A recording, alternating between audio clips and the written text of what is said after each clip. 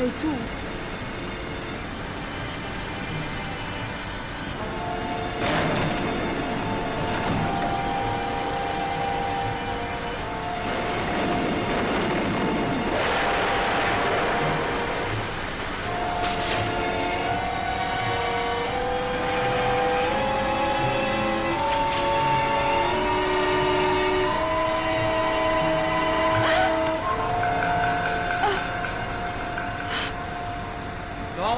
Stop.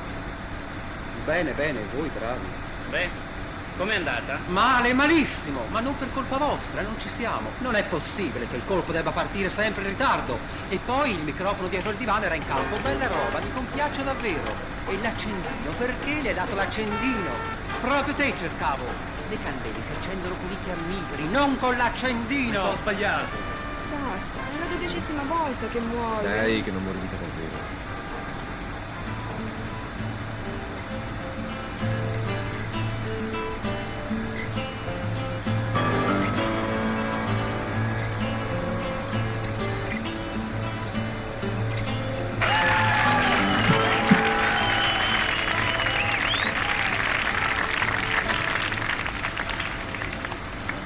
Vuoi dire, Rosanna, di chi parliamo?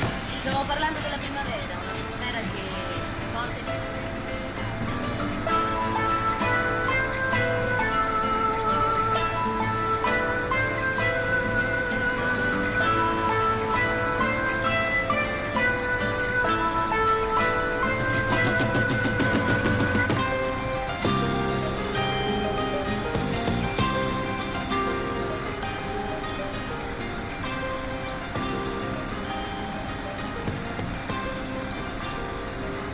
Sei bellissima lì. Che bella attrice saresti stata. Ecco fatto.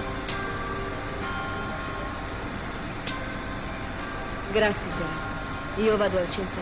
Ciao. Dai, siamo in ritardo.